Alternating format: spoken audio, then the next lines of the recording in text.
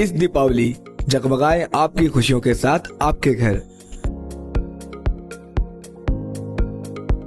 हमारे शानदार गोल्ड और डायमंड के कलेक्शन के साथ बनाएं इस त्योहार को और भी खास।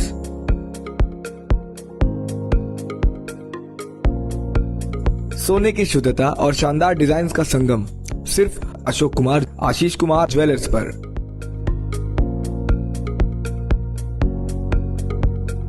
इस दिवाली पाए खास डिस्काउंट और फेस्टिवल ऑफर्स।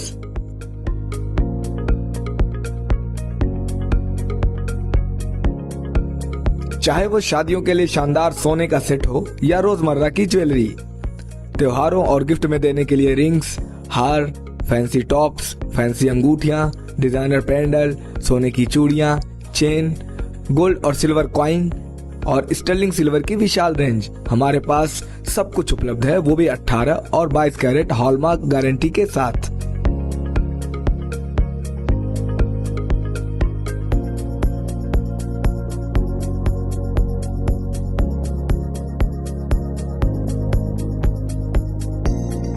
हमारे यहाँ सोने और चांदी के जेवर ऑर्डर देने पर पूर्ण शुद्धता की गारंटी के साथ हमारी निगरानी में तैयार किए जाते हैं। और तो और हमारे यहाँ 100% चांदी की गारंटी के साथ बर्तनों की विशाल रेंज भी उपलब्ध है। तो देर किस बात की, आज ही पधारें अशोक कुमार आशीष कुमार ज्वेलर्स पर। तो इस दिवाली अपनी और अपनों की खुशियों को चमकाएं अशोक कुमार आशीष कुमार ज्वेलर्स की खास ज्वेलरी के साथ।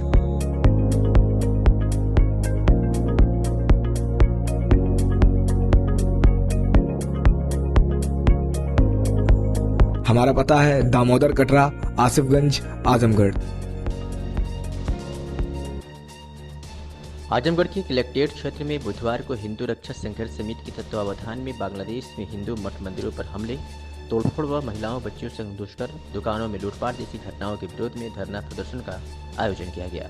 अपने संबोधन में यहाँ आए हिंदू व इस्कॉन तथा अन्य मठ मंदिरों से आए धर्माचार्यों ने बांग्लादेश में हिंदू धर्मावलंबियों पर अत्याचारों को मुखरता से उठाया। अखिल भारतीय संत समिति के राष्ट्रीय महामंत्री जितेंद्रानंद सरस्वती ने मीडिया से कहा कि इतिहास ने देखा है कि हिंदुओं पर इस देश में कितना अत्याचार हुआ। जो लोग पूछते हैं कि कैसे हिंदू मठ मंदिर तोड़े गए और साजिश के तहत हिंदुओं का नरसंहार हुआ था, वह बांग्लादेश में देख सकते हैं कि ऐसे ही हुआ था। चाहे कश्मीर में हिंदुओं का सफाया हो या अन्य स्थान पर एक बार में वही दोहराया जा रहा है। पूरे विश्व में 129 देश में बसे हिंदुओं को दिखाना हुआ कि आज भारत में कैसे गाँव-गाँव में हिंदू एकजुट है और सभी जाति मत से ऊपर उठकर एकजुटता का परिचय दे रहा है।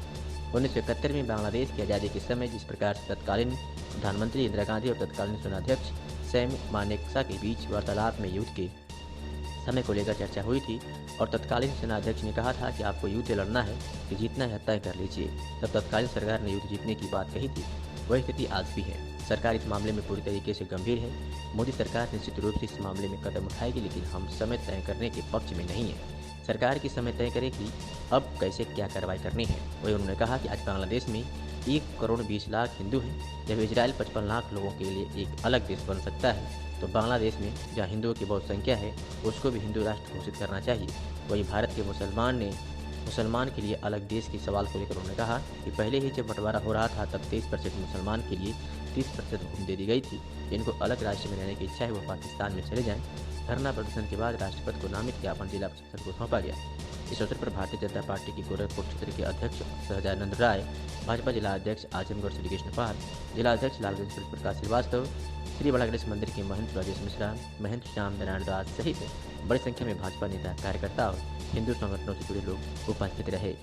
जितेंद्रानंद सरस्वती, राष्ट्रीय महामंत्री, अखिल भारतीय संत समिति ने क्या कहा, सुनिए।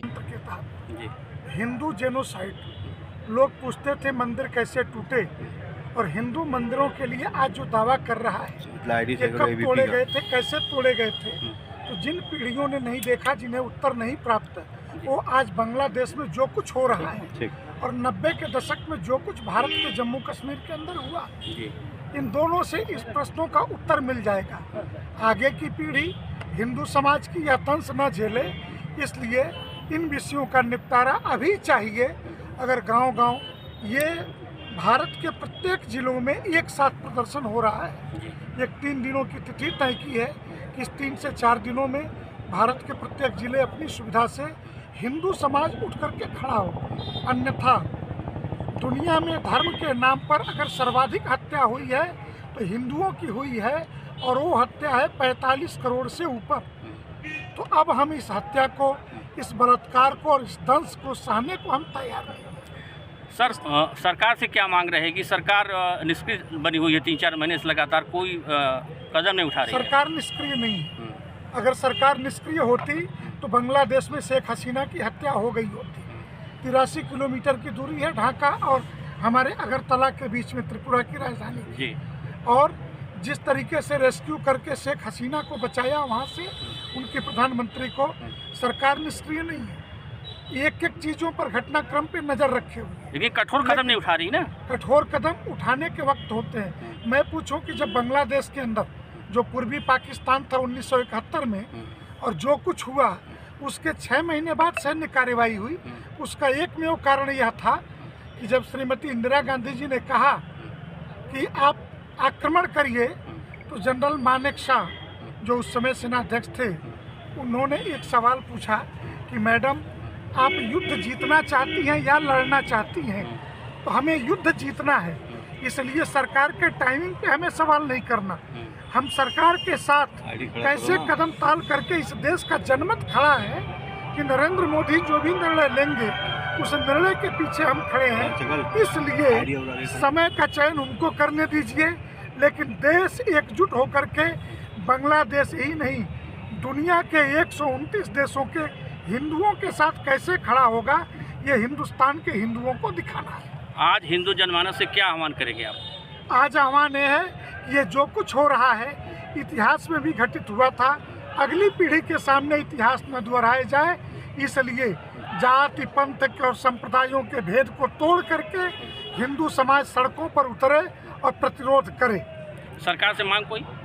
सरकार से सीधी सी मांग है कि सरकार जो है बांग्लादेश में हस्तक्षेप करे, लेकिन हस्तक्षेप की टाइमिंग हम तय करने के पक्ष में नहीं है। सैन्य कार्रवाई भी करे। सैन्य कार्रवाई तो हस्तक्षेप का अर्थ क्या होता है जी?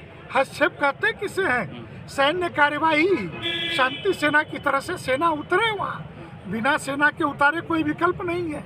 और 1 करोड़ 20 लाख हिंदू हैं, 8% हिंदू आबादी है बांग्लादेश में। अगर 55 लाख की आबादी इजराइल के यहूदियों के लिए एक देश बनाया जा सकता है, तो 1 करोड़ 20 लाख हिंदुओं के लिए बांग्लादेश का जो चटगांव वाला हिस्सा है, जिसमें हमारे 2 शक्तिपीठ हैं, ढाकेश्वरी देवी समेत, वो पूरा हिस्सा काट करके एक स्वतंत्र हिंदू राष्ट्र क्यों नहीं बन सकता है, ये तय करना है और सरकार उसमें वहाँ के हिंदुओं की मदद करे। Thank you. Ishan public school, Rahua Mustafabad, Azamgarh, affiliated to CBSE New Delhi. At this school, discover your potential with excellent teachers and top-notch facilities. The indoor assembly area for 3,000 students is enclosed to protect from sun, rain and dust, and it's well equipped with multiple fans for effective cooling. The school has a spacious and beautiful playground which includes kabaddi court, volleyball court and basketball court. The school provides good care for students with a 5 to 6 bed medical room for